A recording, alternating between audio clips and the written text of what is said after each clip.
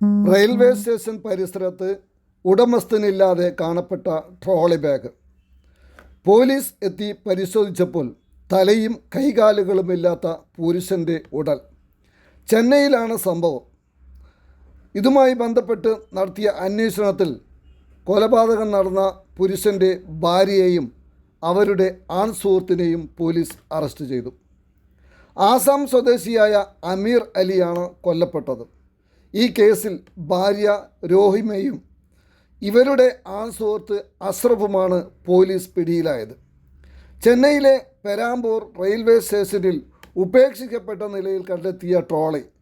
ആ ബാഗിൽ നിന്നാണ് അമീർ അലിയുടെ ഉടൽ മാത്രമുള്ള മൃതദേഹം കണ്ടെത്തിയത്. വെള്ളിയാഴ്ചയായിരുന്നു സംഭവം. 4-ാം പ്ലാറ്റ്ഫോമിലേക്കുള്ള കോണിപ്പണിക്ക് സമീപം ഉപേക്ഷിക്കപ്പെട്ട നിലയിലായിരുന്നു ട്രോളി കിടന്നത്. നാട്ടുകാർ വിവരമറിച്ചതിനെ തുടർന്ന് റെയിൽവേ പോലീസ് സ്ഥലത്തെത്തി. തുടർന്ന് നടത്തിയ പരിശോധനയിലാണ് തലയും കൈകാലുകളും മുറിച്ചു മാറ്റിയ നിലയിലുള്ള മൃതദേഹം കാണപ്പെട്ടത്. മൃതദേഹം തിരിച്ചറിയാൻ ആദ്യഘട്ടത്തിൽ യാതൊരു സൂചനയും പോലീസിന് ലഭിച്ചില്ല. എന്നാൽ കൊല്ലപ്പെട്ടയാളുടെ അടിവസ്ത്രത്തിലെ ബാർകോഡാണ് അന്വേഷണത്തിന് നിർണായകമായ തെളിവായത്. ബാർകോഡ് കേന്ദ്രീകരിച്ച് നടത്തിയ അന്വേഷണത്തിൽ അത് പേരാമ്പൂരിലെ ഒരു കടയിൽ നിന്ന് വാങ്ങിയതാണെന്ന് പോലീസ് കണ്ടെത്തി.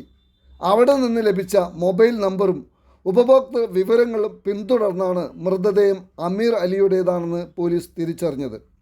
റെയിൽവേ സ്റ്റേഷനിലെയും സമീപ പ്രദേശങ്ങളിലെയും CCTV ദൃശ്യങ്ങൾ പരിശോധിച്ചതോടെയാണ് രോഹിമയിലേക്കും അഷ്റഫിലേക്കും അന്വേഷണം എത്തിയത്. ചോദ്യം ചെയ്യലിൽ ഇരുവരും കുറ്റം സമ്മതിച്ചതായി പോലീസ് അറിയിച്ചു. പോലീസ് നൽകിയ വിവരം അനുസരിച്ച് അമീർ അലിക്ക് മറ്റൊരു സ്ത്രീയുമായി ബന്ധമുണ്ടെന്ന സംശയത്തെ തുടർന്ന് ഭാര്യയുമായി നിരന്തരം തർക്കങ്ങളുണ്ടായിരുന്നു. ഇതിനിടയിലാണ് ചെന്നൈയിൽ പച്ചക്കറി കച്ചവടം നടത്തുന്ന അഷ്റഫുമായി രോഹിമ അടുക്കുന്നത്. പിന്നീട് ഇരുവരും ചേർന്ന് അമീർ അലിയെ കൊല്ലാൻ ആസൂത്രണം ചെയ്തതായാണ് അന്വേഷണത്തിൽ വ്യക്തമായത്. സംഭവ ദിവസം അമീർ അലിക്ക് ഭക്ഷണത്തിൽ ഉറക്ക ഗുളിക നൽകി മയക്കിയ ശേഷം വെട്ടിക്കൊലപ്പെടുത്തുകയായിരുന്നു എന്ന് അറിയുന്നു. മൃതദേഹത്തിൻ്റെ ശരീരഭാഗങ്ങൾ മുറിച്ചു മാറ്റി വിവിധ സ്ഥലങ്ങളിൽ ഉപേക്ഷിക്കുകയാണ് ചെയ്തത്. ഉടൽ മാത്രം ട്രോളി ബാഗിലാക്കി പേരാമ്പൂർ റെയിൽവേ സ്റ്റേഷനിൽ ഉപേക്ഷിച്ചു. പ്രതികൾ അമീർ അലിയുടെ തല ചെങ്കൽപേട്ട ജില്ലയിലാണ് ഉപേക്ഷിച്ചതെന്ന് സമ്മതിച്ചിട്ടുണ്ട്.